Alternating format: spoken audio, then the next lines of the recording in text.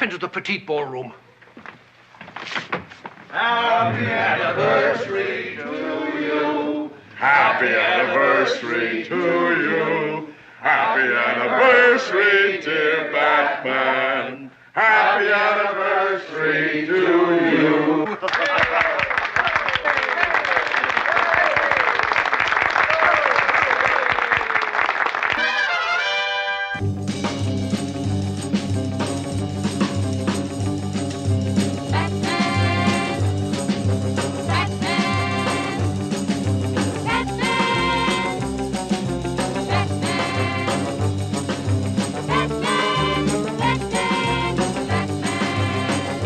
Welcome back, citizens, to an all-new episode of the Batcave podcast. It's your old bat chum, John S. Drew here, and we've got another special episode from the files of the Batcomputer. We're taking another look at another special day in Bat history, and joining me to help celebrate this special day is the man himself, the editor, the founder, the guru of 13thdimension.com, Mr. Dan Greenfield. Hey, Dan.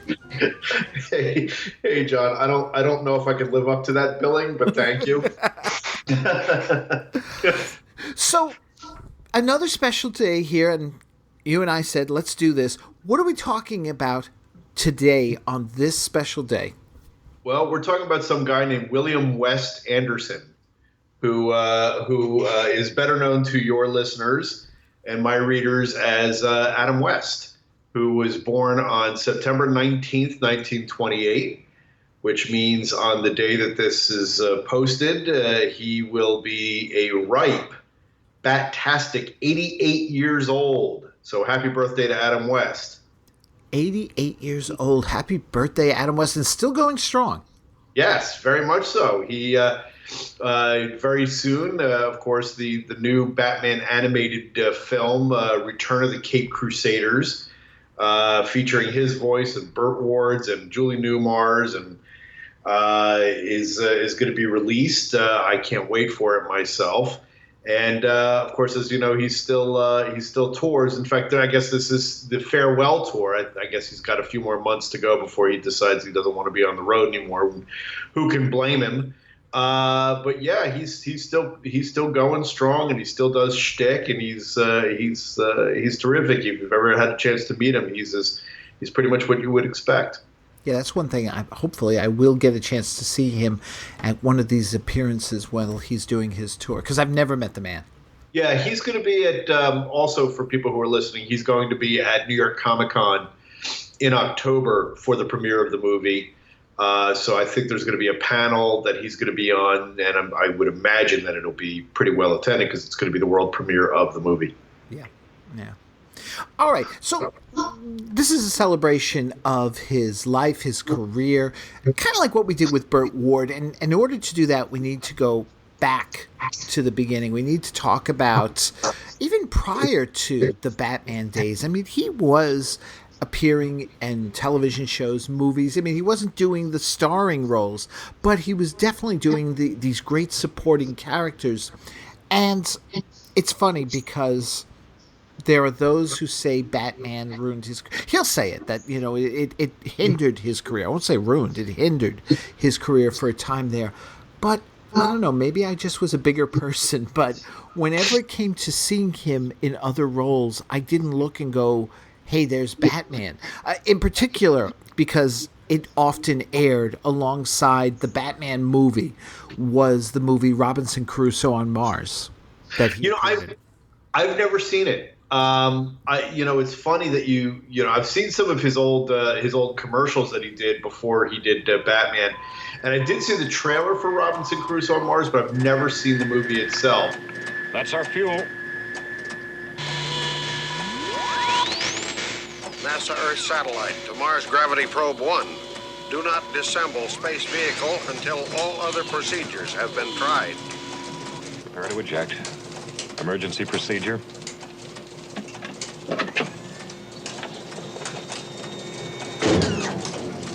Ready, Mac. So long and good luck. Okay, kid. I'll see you when we join up. Blast off when you're ready. I'm ready. So long. Be seeing you. It's an awesome movie, first of all, and he's not actually in it for very long. But Spoiler. I'm sorry? That's a spoiler. Yeah, exactly. But I don't know. It's just, here's the thing. I always looked at, there's two Adams. There's Adam the actor, and then there's Adam the caricature. And some of that was brought out by Batman, in particular in the later seasons. And then some of that was Adam himself sort of, enjoying the shtick that people expected from him. So he was doing that. But when Adam actually, and this gets me because, Adam West, William Shatner, Lee Majors, these are all men that, as a kid I grew up with. And, there are those who say Shatner with the over-emoting. Lee Majors is as wooden as a board and such. And Adam West, he's kind of goofy and campy. But look at their early portrayals. These men can act, and they all can do it. There's just, first, the material they're given. Two, the people they're working with. But three, it's just themselves. Lee Majors, if you give him the right people, he's the kind of person who he reacts off others, and that's where his acting skill come from. Shatner, it's material. Adam had this very low-key quality, and that's what I loved about first season and most of the second season Batman, was that Bruce Wayne and Batman himself were not always shouting or doing anything, crazed. They just had this low key about them. And that's why Burt Ward played off him so well, because Burt got to do the whole holy explosives and all that sort of thing. And there's Adam going, yes, Robin, you're right. There's just, he had a subtlety to his performances. And you saw it in Robinson Crusoe and Mars. You saw it in... He did an episode of Bewitched where he plays Darren's best friend, that Darren tries to set him up with a date. Hello, Karen. Hi, Kermit. Come on in. Thank you. Hi, Samantha. Hello, Kermit. What'll I do with this, Darren? Oh, my gosh. Was it valuable? Don't ask. Don't kid. Don't worry. It can be replaced just like that. Stop trying to frighten the poor man. I'll do that. Hi, I'm Gertrude. Oh, I'm Kermit. Thanks for setting me straight about that vase. My old buddy here had me worried for a minute. Well, that vase happened to be an authentic relic. So am I. Were you warned about me, or do I come as a horrible surprise? You're a delightful surprise. Tell me all about yourself. It's a terribly uninteresting story. Why don't you tell me all about you? With pleasure. You just happen to hit on my favorite subject. Likes her. He just has this wonderful, subtle way about him that comes across like magic on the screen. And sometimes I actually miss that version of Adam when I see him now. It's interesting because he, we've said this about Burt Ward, and you talk about it being a different time, that he was typecast after Batman, obviously, and it did for decades actually radically alter whatever career path he might have been on. It for good and bad, and for a long time it was for bad. And it really wasn't until the last 10 years, maybe 15, but really 10 years, that he sort of has had an opportunity to reclaim that legacy for positive. Because for a lot of people, for a long time, he was seen as the embodiment of what Batman fans wanted to dismiss. He was an embarrassment. And the interesting thing about it is that, and I'll explain that a little bit further. The thing about Adam West is that he was great as Batman. I mean, I don't know if he was, what he would have done with other roles if his career had taken a different path, because we really haven't seen all that much of it. But the thing about Batman is that he was great and unfairly typecast because it was such a ridiculous show and it was such a campy show. But he was rock solid. He was funny. He had great comic timing. And the things that, we've said this before, people don't get typecast anymore. Actors can play different roles. I was, almost any movie you watch now, and anybody who's up for an Oscar now it seems, has at one time or another now been in a superhero movie. They've either been the superhero or they've been one of the supporting characters. But at this time, this was he was so pigeonholed as, people confused, or at least executives would think that people would confuse the idea that here's Adam West and he is Bruce Wayne and he is the silly guy and he is all these things. No, this guy was dedicated to his craft. I mean, you look at some of his standout moments, like the Bat-Tastic or running through the movie with the bomb or punching the shark. That's absurd. It's beyond absurd. And yet he does it with such a straight face in that ridiculous getup. And the thing about the Batman outfit is that the Batman outfit itself is actually a ridiculous version of the Batman outfit. I mean, he looks, if you look at it dispassionately, he's silly, but he's doing it with a wink. And I think that only now, because the generation who watched it in syndication or watched it in first run have become middle-aged people. And I think there's been a real full circle on this, because I was among those people who in the 80s, when I was, in my, teens moving into my 20s, was the kind of person who dismissed it. I loved it as a child, absolutely loved it. It was my entrance into Batman. And then once I discovered the quote unquote serious Batman comics, if you talked about Batman, even among comic book fans, you talked about Batman, being a Batman fan, people still had the idea that it was the Biff Pow and holy this and holy that. And, we were like, oh, we didn't want Adam West anymore. We wanted somebody else. In fact, when Michael Keaton was cast as Batman, people freaked out because they thought, oh no, here it's going to be a comedy. And nobody wanted that. And then it wasn't until they actually got to see the movie that they saw what was going on, and that in its own way, Michael Keaton was inspired casting. But the thing is that it wasn't until, for me personally, after, and I know that there are others who are like this too, that at some point, Batman has become so serious on screen and in the comics that all of a sudden seeing Adam West and his version of Batman has become not only just a relief, it's welcome. And there's so much room now and so much time has passed that there's room for both. There's room for the dark Batman and there's room for the light, funny, satirical Batman. And so much of that is not just down to the writing and the production values and Burt Ward's also excellent performance in the guest stars, but Adam West himself, because he holds it all together, whether he's playing Bruce Wayne or whether he's playing Batman himself. I agree with you about the whole, because that is the magic of it. He is the straight man in this insane world of Batman. And I've maintained this throughout the podcast, is that as the series went on, when you get later into the second season, and especially in the third, I think Adam got tired of being the straight man. He wanted to joke around with it and find the silliness as well. And once you did that, you shattered the whole illusion of what the show was about. I have this theory when it comes to Shatner, Lee Majors, and Adam West, that why everybody pigeonholes them and says they're really not really good actors is that what they remember are those later seasons that they appeared in. Lee Majors in $6 Million Man, he'd given up. He didn't care anymore, and he was just collecting a paycheck. So, of course, he was wooden, and he was really stiff. And he was also given some god-awful stories to do. Shatner, the same way. I mean, his final episode, that's not a tour de force, him trying to pretend to be a woman trapped in a man's body. It's just him handing it up. And then Adam, it's like he's stuck there with third season Batgirl, and what do people remember from Batman? Like you say, yeah, you've got this man in this ridiculous version of the costume, and now he's acting goofy.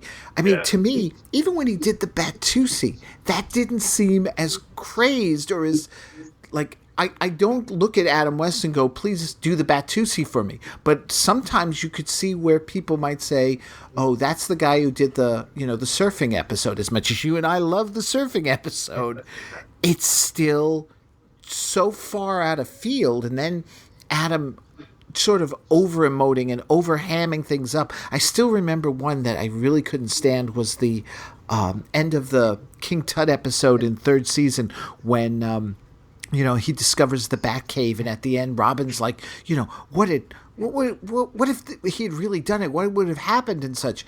And Batman Adam delivers this line, and he goes, I just don't like to think about things like that. And as he's saying it, his face is scrunching up, and it just was so un-Batman-like from first and second season.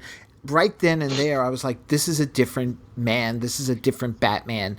It just was ridiculous. I know it sounds crazy. We're talking about a 60s TV show about a spoof, a camp on a comic book, but I make a line that there's Adam West Batman first season, which is brilliant. There's a good part of the second season, still brilliant, and then towards the end, and Batgirl third season, he's a different Batman, and that's what the fans... Not the fans. No, I take this. The general public. And I think that's what... I almost wish, and God help us, as much as we love Yvonne Craig and we love Batgirl, I almost wish for him, like, what if there'd been an alternate universe where the show got canceled after second season and he was able to move on because people didn't hold that against him as much? Maybe. I don't know. I don't know. I don't know if I agree. I mean, it's an interesting point, and it's an interesting theory. I don't know that in the people's. I'm not so sure. Because I just think that people looked at him overall. I mean, you mentioned the Bat-Tastic, and the Bat-Tastic, which is again a hysterically funny bit. Even when they brought it back another time, and you talk about his commitment to being outlandish. I mean, he's very, very. It's not just that they did it. It's just that he's so funny in doing it that people even don't. I don't think even people remember that the Bat-Tastic. Most people, I mean, obviously fans and people who are listening to this, that it was in the first episode. That the fact that it was right off the bat, and I think I think those are the things that do endure, and I do think that. Whether it had been 2 seasons, I'm not sure I'm not sure, and we'll never know. Mm-hmm. But there is no question that he was either way, whether one way or the other, he was typecast, and he went years of kind of getting by as an actor until finally that he was embraced. And what makes it, I'm just glad that we got to see the full circle. That it has been a sort of a different version of Batman 66 in terms of Batmania, with all of the merchandise, the movies, the amount of interest that there is. I mean, think about this, that if you'd said 10 years ago Adam West was going to be, there was no market for an animated version of this show 10 years ago. Right. But now, because people have, our generation has, anybody who walked away from it, or I can't say anybody, but most people I imagine who walked away from it came back to it. Some people never left. And then, of course, there's a whole new generation that kind of gets it because it's just different. I talk about my son, who's 17 years old. Loves the Christian Bale movies, also appreciates the show. And I think that's different than when it was when you and I were about 17. But let me ask you this. What are some of your favorite, because one of the things we're doing at 13th Dimension, we're doing our top 13 grooviest Adam West moments as Batman. And so I wanted to ask you, what are some of your favorite moments of him doing Batman? See, and again, I say this, it's weird because it's like, for me, it's the comedy moments and it's those deadpan moments of his. Yeah. Again, it's the subtleties. It's little scenes like in the Minstrel episode when he and Robin are at the stock exchange at night waiting to see if Minstrel's going to show up, and they startle Phyllis Diller as the cleaning lady, and she's like, do you always do things like that? And he just deadpan with that. No. Yeah. I crack up every single time. Ma Parker, when she's at the old age home and she rockets off in her chair and Robin's like, she's not going to make it down that hall. And crash, you hear, she didn't. It just, that is, and they both had that. Both Bert and Adam. That wasn't played up enough. I felt was their comic timing, the way they were able to do things, and they worked so well off each other. Yes. But those are the kinds of things like that, things like, and then of course the heroic kid thrill moments when, like in the bookworm episode, when at the very end they're outside the library and such, and Robin says something like, let's clean house, Batman. Now, Robin. and it's like, oh my God, they're gonna do it. Yeah. The kid in me is still thrills to that sort of thing, and of course, they'll always be, because it never gets tired, is the whole bomb scene from the movie. Yeah. Yeah. What about yourself? Well, I very similarly. It's that mix. I mean, I like the Bat-Tastic, of course, and the bomb scene and punching out the shark and some of the ones that everybody points to. But it's true. There's the little throwaway bits sometimes. Like there's one in the Auto Preminger Mr. Freeze episode where, remember, the idea is that that very improbably Mr. Freeze has managed to turn the city against Batman, and Batman he's actually as Bruce Wayne, and he and Dick are out on an errand, and they run into this little kid who is standing outside like a 5 and 10 or whatever, and he goes, "Boo, Batman, boo," because he sees a Batman picture in a store window or something. Right. Nothing has ever cut me so deeply to the quick. No blow ever struck by any arch-villain has ever hurt me so acutely as that little boy's boo. Bam! They cut away to the next scene, and stuff like that, and and then you're right, like the kid heroism stuff in the first Catwoman episode. When after the death trap where they've been separated, and Robin is hanging over the tigers, and Batman discovers him, and he comes swinging in to rescue him. It looks like it's right out of the comic books. Yeah. I mean, they didn't. I actually I always feel like they should have done more swinging on the show. I mean, they did it a few times, but it was never. It's not like it. It's not like it. Maybe it's because of the stunt work or whatever. It's not something that you saw all of the time. But when you did see it, it was so much fun to just see him swinging in on a rope or swinging in on a chandelier or what have you.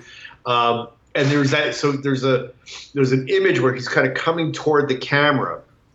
It just looks really, really cool. And then there's just also and you talk about taking, going all in and just the episode with the pink cowl. I mean, he spends half the episode walking around in a pink and just, I mean, how did he not crack up laughing? I mean, maybe he did. I mean, that's one thing we've never seen, are the outtakes. I mean, one of the great things about Star Trek that have survived over the years is that there is that reel of outtakes that circulated, for forever.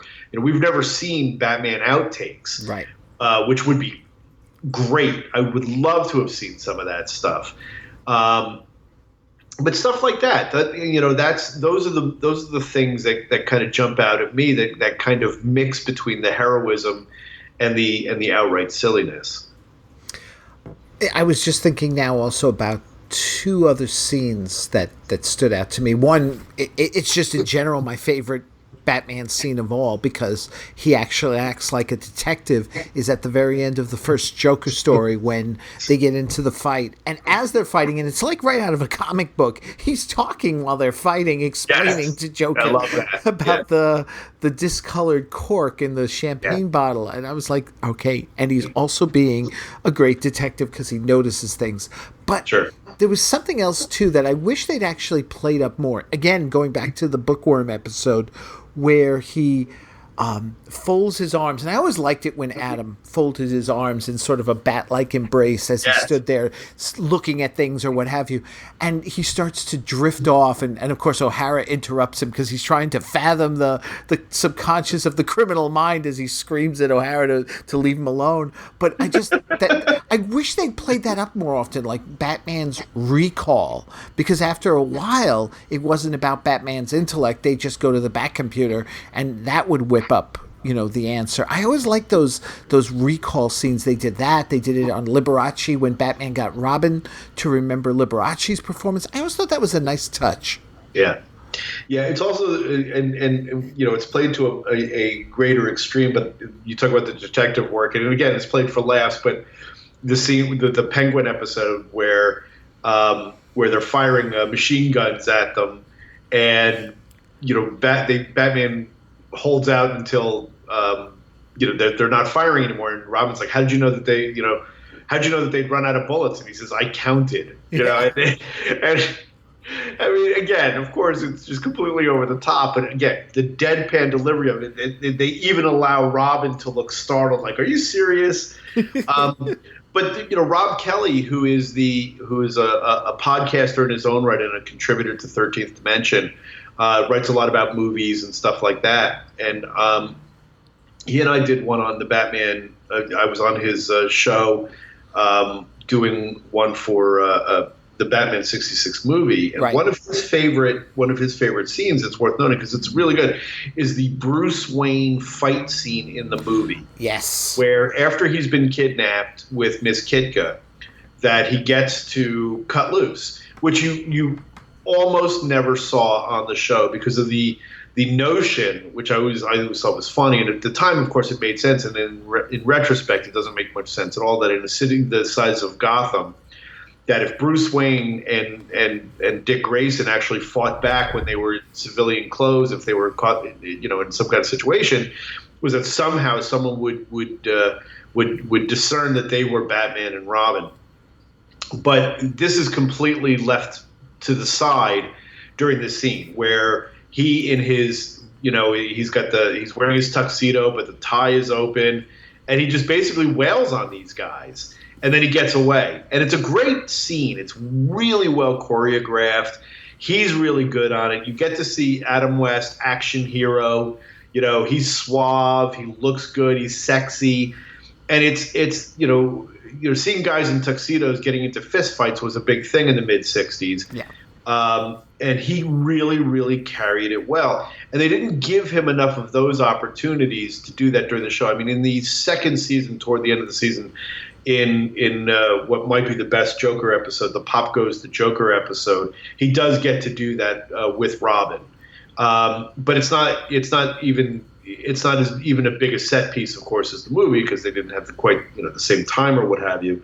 But that's another great Adam West bit, and so is his date with Miss Kitka, which is it's actually squirm-inducing. It's so awkward, but it's still really funny the way he's so corny, and I'm about to get carried away, and it's just all of that stuff that you would imagine that he just must have been tickled by reading the scripts, and people would start to. People would conflate the idea of Adam West and Bruce Wayne and this being one person, but it just goes to show how good he was at it that he became typecast. He was a victim of his own talent. All right, I can accept that. I mean, regrettably, I can accept that. Yeah. And going back to the fight scene, you're right. I always felt that. As a kid, I was one of those weird ones. As much as I love Batman, I also liked the Bruce Wayne scenes and the Dick Grayson scenes because, in my mind, that made it seem like I could be Batman or Robin. Yeah, by seeing them in their civilian guise. The transformative nature of that, I think, was very important, and they balanced those scenes well. You got just enough of Bruce Wayne and Dick Grayson, and just enough, so that you did get that sense of the dual life. And I think that has been. I don't think that's always managed well in the modern movies, but I think and maybe it's just by virtue of the fact that they have a series versus having to figure out 2.5 hours in screen time and face time, so the actor's not always in a mask and all of that stuff. But the show, I think, did that very, very well. And you did get that, sense. Unlike, let's say, the Shazam. I mean, I know you're also a Shazam guy with your other podcast or one of your other podcasts. The frustrating part I always had on that show is that it was, 25 minutes of Billy and 5 minutes of Captain Marvel. Right. With Batman, the balance was much better and much more and it did lend itself. And I enjoyed when I was a kid when I'd play Batman and Robin. I enjoyed playing Bruce Wayne, and I enjoyed playing Batman. And you're right, the way that the show was constructed, it did that very well. And of course, he was different too. He. Unlike Burt Ward, who more or less played Dick Grayson, slightly lower key than Robin, but he was basically the same guy. Batman, there was definitely a distinct difference between Bruce Wayne and Batman, and the way that he carried himself, the way that he spoke. His voice was slightly altered in a fashion that he was more. He always seemed more at ease and more suave and more laid back as Bruce, and then he was, of course, more uptight and more engaged as Batman, and that's also a subtlety that I think a lot of people miss. I agree. I think they do, and I get a little frustrated sometimes when I hear people saying, how did you not realize that was just, especially the scene where Batman and Bruce are talking to each other. But to me, I did notice the subtle difference, the change he made in appearance and tone, and it all worked. And one other thing too, I know we keep talking about this scene, but it is so great, is that fight scene. That's all Adam. There was no chance for a stunt double to get in there. Yeah, it's really well done. And well, he was athletic. I mean, that's the other thing. A lot of people that suit. I've said this before. Burt Ward fit his suit a lot better than Adam West fit his. Right. Burt Ward looked really good in that suit, and it tailored just so.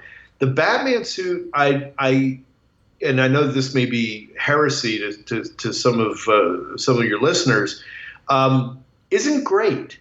It's iconic because of and that's an overused word, but it is because we all grew up with it and over the years. But if you look at it dispassionately, the boots are too low. The oval is often too low on his chest, which I think he looks much better when it's higher up on his chest. When it's lower and more to the midsection, it makes it, for whatever reason, because your eyes are drawn to it, it makes his belly look bigger.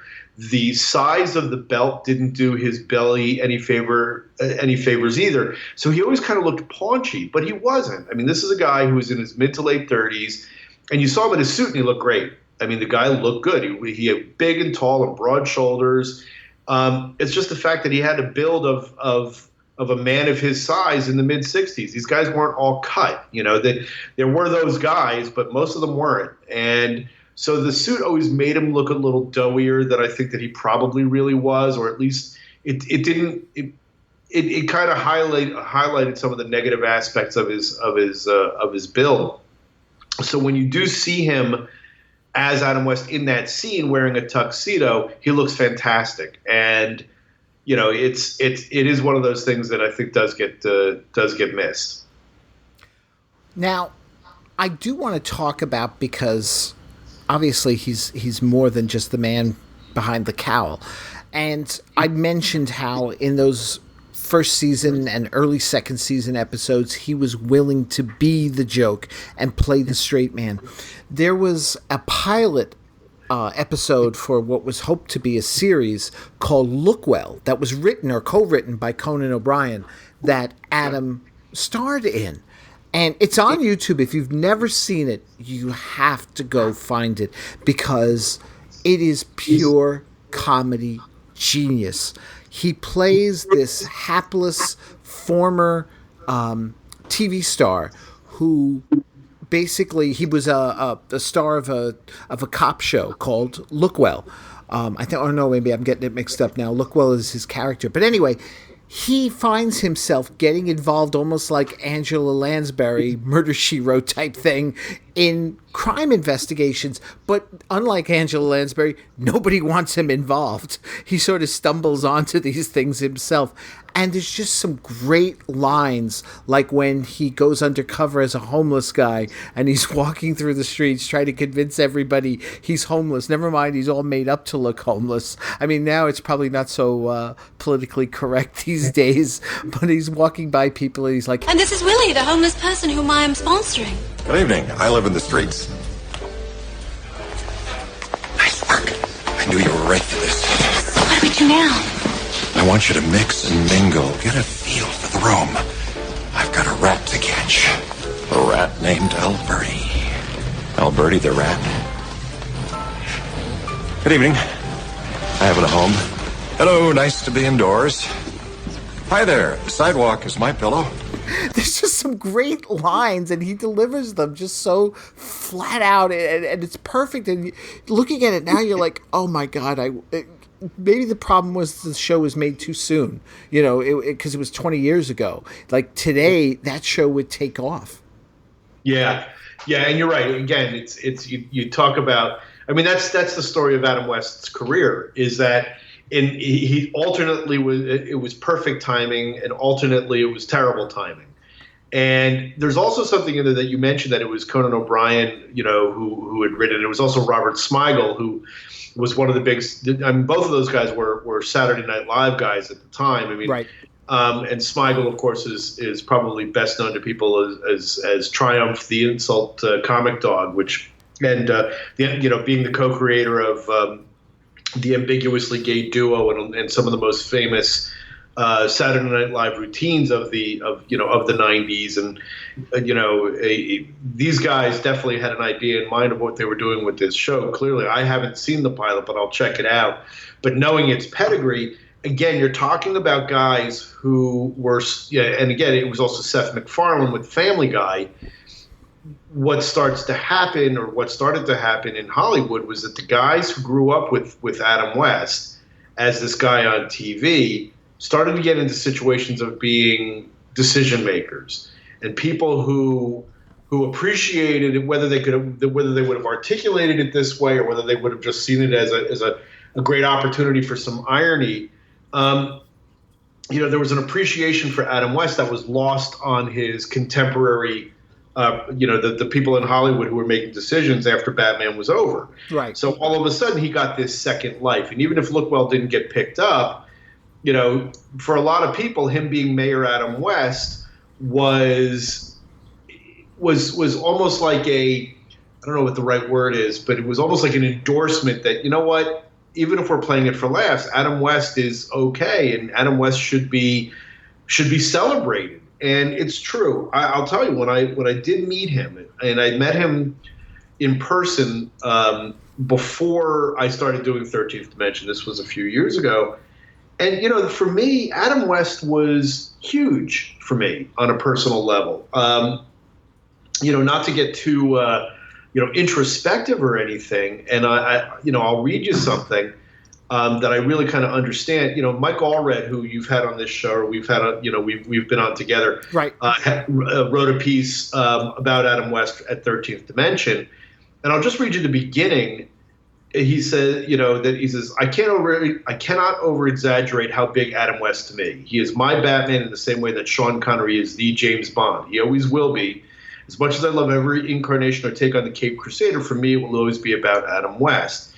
And he goes on to write, and you could read it at the website.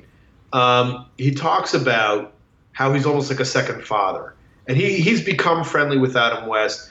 But for me, I grew up in a house where my parents got split when I was young, and this show was an escape for me. And of course, I couldn't have put it that way at the time, and only in retrospect did I understand it.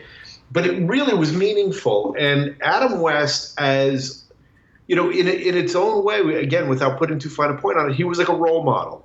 He was the solid citizen, the guy who was able to teach you through the television.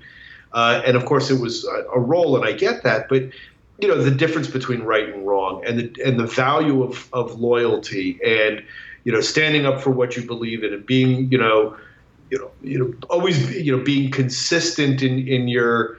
In the way that you handle adversity and all of those things that as a kid I didn't even know was it infused a certain compass in me, or it helped to it helped on that front. All around me things were kind of crazy, but I had Batman, and I was able to tell him that. I was able to say to him, I said, how important you were to this little kid. And I know that I'm not alone in that. And it's nice that now people are able to share those stories with him. And the fact that he means something more than just a TV star to a lot of people. Yeah. Yeah, I would absolutely agree with that. And it's funny because I don't know how he'd feel about that. I don't look at him first as the actor. I look at him first as, from childhood, he's definitely one of the role models. Yeah, he has expressed, real. As I later after I started doing, I have interviewed him, and he has expressed that sort of. He embraces that, and I think that it's when you look back with perspective. I mean, this is a man that's almost 90 years old, and I'm almost 50, and all of us who grew up with this show on Channel 11 in New York or whatever your local station was, wherever you were watching it. It was something that hit you on a more visceral level than some other show. Certainly more than Gilligan's Island ever did. Yeah. Gilligan's Island was fun. Bewitched, you mentioned before, it was fun. But there was something about this show and something about him that was special. And I think that and again, I can't speak for him, obviously, but having met him and interviewed him and read interviews, he seems to recognize that and seems to appreciate the fact that he meant more to people than you might imagine. Again, to go back to what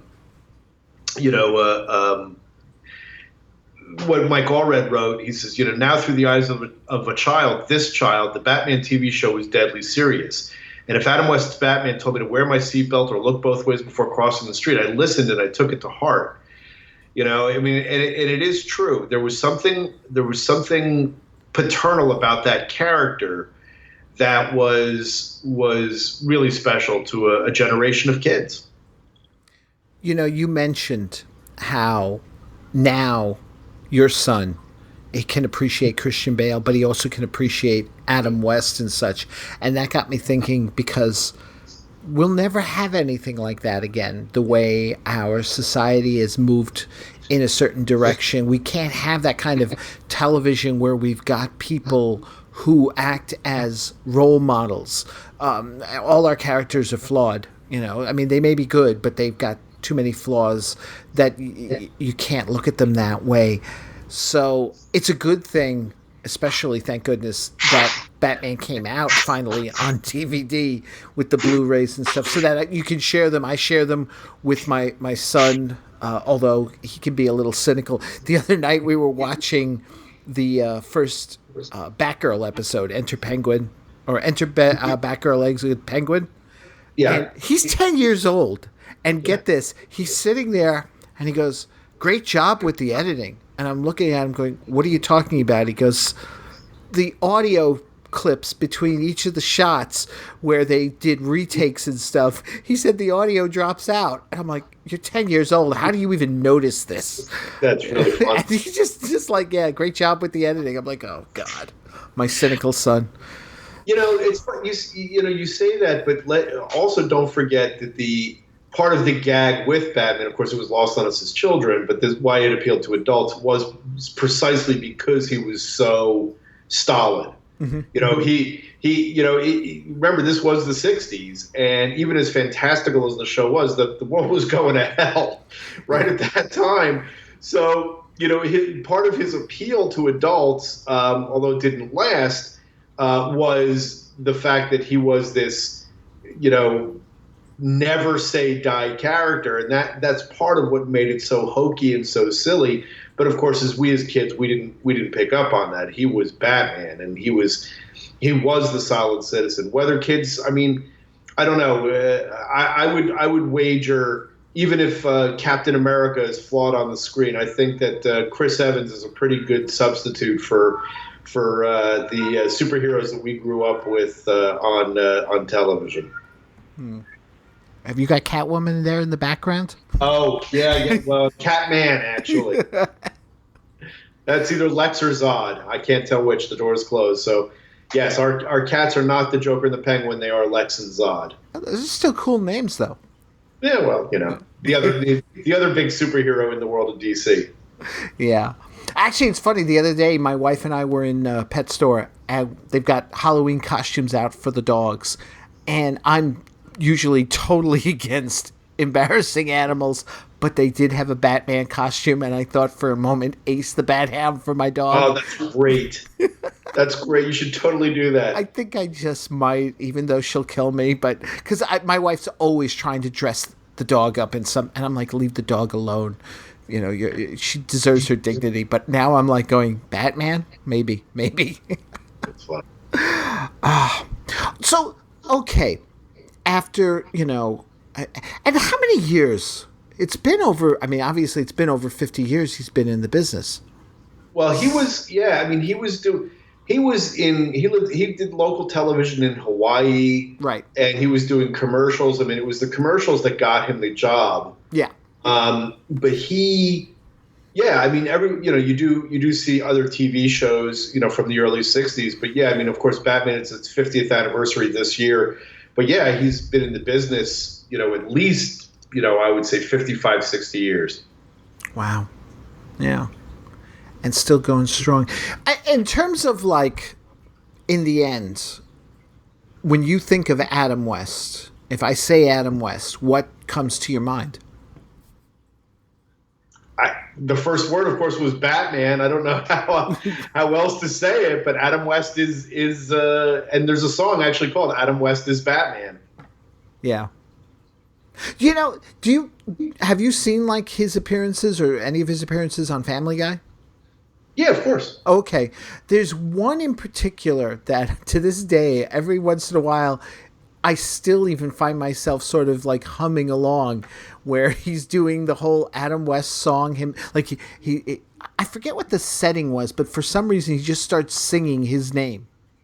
Oh, really? That's good. It's hysterical. And then he's like trying different registers and different tones as he's trying to find the right way to just sing his, and it's just Adam West, and he's just doing this thing, and it's just, I don't know why. Again, it's funny what cracks people up and what people find. There are things that, you know, I point out things even in Batman, and they go, well, that's not that funny. And I'm like, I don't know. I get a gut-wrench laugh every time I see it. But that's just me. For me, you're right. I mean, first thing is Batman. But for me, there's also just that whole, like I say, that low key, and to me, it's when he's low key that I find him the best. The appearances on Bewitched, the Nestle Quick commercial he did ages ago, you know, the one that got him noticed by William Dozier. He's subtle. It's the bad guy who's doing the whole, you know, I'm crazed and all that, and he's just toodaloo, you know, and off he goes. Right. Now, yeah. I don't know why, maybe you know this, but I seem to remember seeing somewhere in one of these documentaries that was actually one of a series of commercials he did for Nestle Quick. Yeah, I mean, I think he was just the face of the brand for a while there, and I couldn't tell you exactly how many, but I think there was more than one, and I guess they saw, you know, the character was Captain Q. Right. And again, like everything else, it was not like everything else, but like a lot of things, it was a knockoff on kind of James Bond. And I don't know if he did more than, you know, how many he did. I do believe it was more than one. But he saw, you know, yeah, William Dozier saw the commercial, and my understanding from what I've read is that he was right off the bat on the strength of the commercial was the front runner for the role. And that even though he and Lyle Wagner did screen tests, the story goes that it was West was their first choice, and that Wagner was only looked at as a possible, you know, alternative, but they wanted West from the outset, and it was perfect casting. Yeah, that Wagner was more just to appease the networks who were, you know, they wanted options, whereas Right. Dozier and the team wanted West.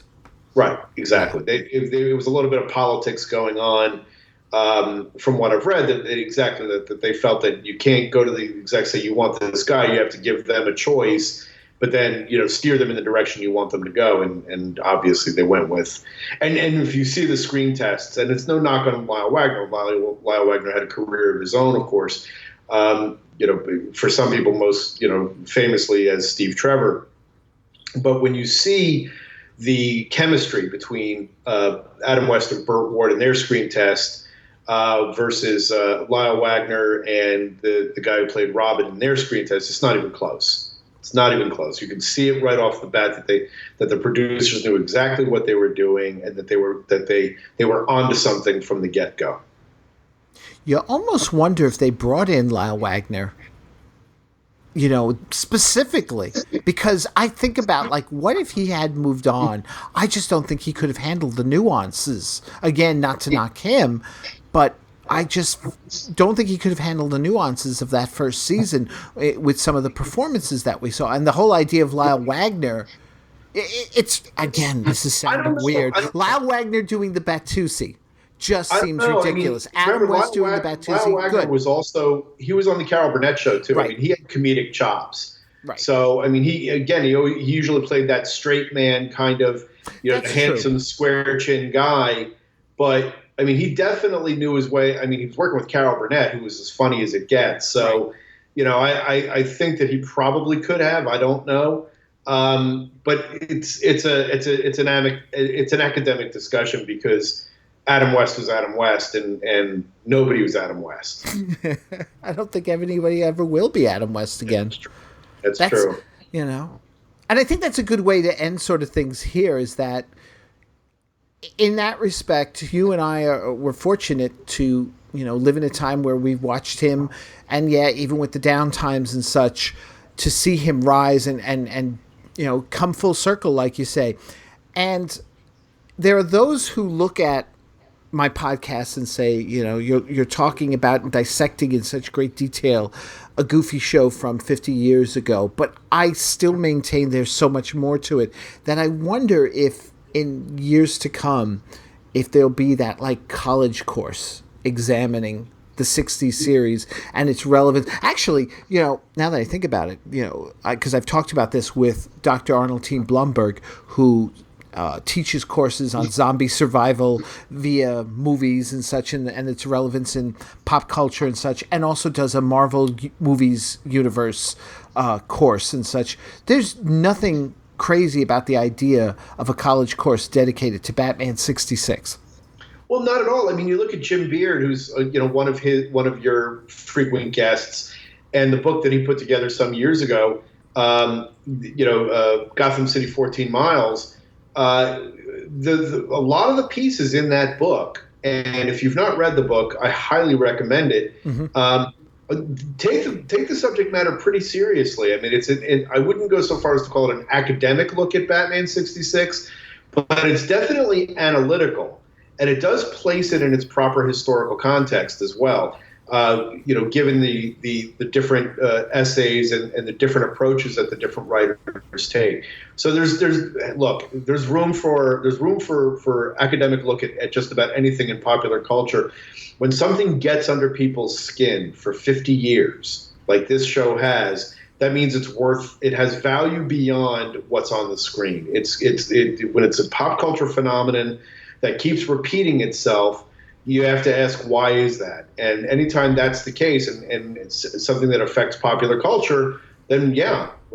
So if when we get off the mic here, I think you and I need to start putting a syllabus together and start pitching it to colleges. I'm not going to let anybody teach that class but me. I think you got something there. I was just thinking we could also put some money in Jim's pocket by having Gotham City 14 Miles be the textbook. Yeah, I think we're onto something here. We could teach it. We could start it as an adult extension course, and we'll make sure that Jim's book gets ordered, and there you go. Oh wow. Okay. I get too excited about things like that. I think it's time. I think this is our cue, John. Yeah, exactly. But before we go, what's going on over at 13th Dimension? Well, it's funny. It's cyclical. I'm always writing about Batman, and in particular, Batman 66 is a common subject on the website. So if any of your listeners are are by this point still unfamiliar with the site, it's 13thdimension.com. That's 13thdimension.com. And I've probably written more about Batman 66 in the nearly 3 years I've been doing the site than any other subject. So if you go to the search window and type in Batman 66, you'll find a ton of stories, including interviews with Burt Ward, Adam West, Julie Newmar, the guy who owned it, Eugene Knock, who owns the Batcomputer. Plus, we also get a lot of first looks at a lot of the merchandise. I mean, right now, just within the last couple of weeks, we've had Factory Entertainment is putting together this incredible model of the Batcave, featuring lighting scheme so that it actually looks like it's lit like it was on the show. Pretty amazing stuff, and you can find the pictures of that on the website. We're going to be doing a lot for Adam West's birthday. So on the day that this is, if you're listening to this on his birthday, go to the website. You'll find a lot of material there. Plus, we've got some other surprises. We've got some other things cooking on the merchandise front that I think people will be interested in as well. As always, we do comics and, pop culture and yesterday and today, and a lot of that, a lot of different subjects, but a ton of it is on Batman 66. So come pay us a visit and, let us know what you think. And that's 13th, the number 13th dimension.com. Yes. And we're also on Facebook and Twitter and very active there. So, follow us in both places and you'll get a steady diet of the Bat-Tastic and Adam West and everyone involved with the show. Very good. Very good. So, folks, stay tuned. As I'll always say, head on over to the Batcavepodcast.com for the latest in episode releases and my ongoing blog as I take a second look at the episodes of the series, sort of coming at them from a new perspective, considering how harsh I was on some of the first season episodes. I think I was a little too much the critic there.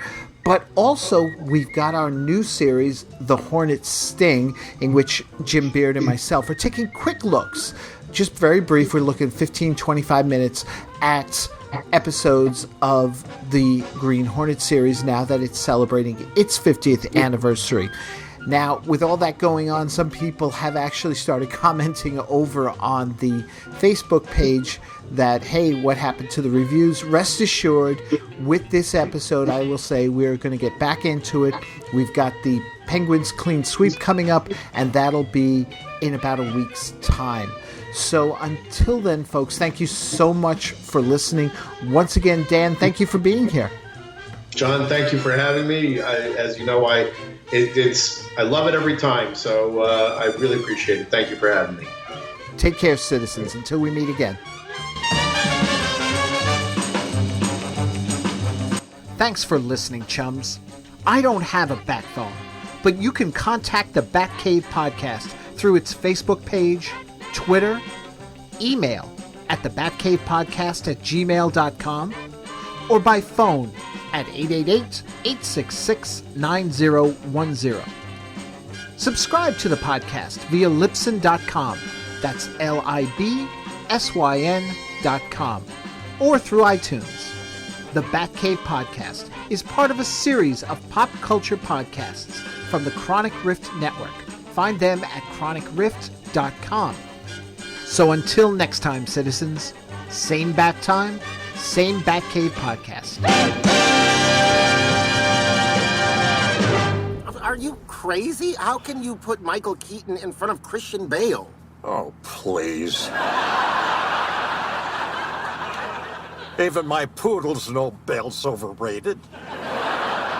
Thank you. That's why I say Keaton's number one. He brought a sense of humor to the role. Oh, if you're going to factor in a sense of humor, then I should be at the top of the list. It should be me, Keaton, Kilmer, Lego, Bale, and that pretty boy Clooney. Really? You're ahead of Bale? The man who personified the words, "I'm Batman." I never had to say I'm Batman. I showed up. People knew I was Batman. Everywhere I went on the TV show, mall openings, Julie Newmar's bungalow? I'm sold. You're ahead of Bale. There's another reason I should be higher on the list. All those other guys had muscles built into their costumes. All I had in my bat suit was 100% grade A West. Can we just all agree we're worried about Affleck? Sure. Yeah, of course. What's an Affleck?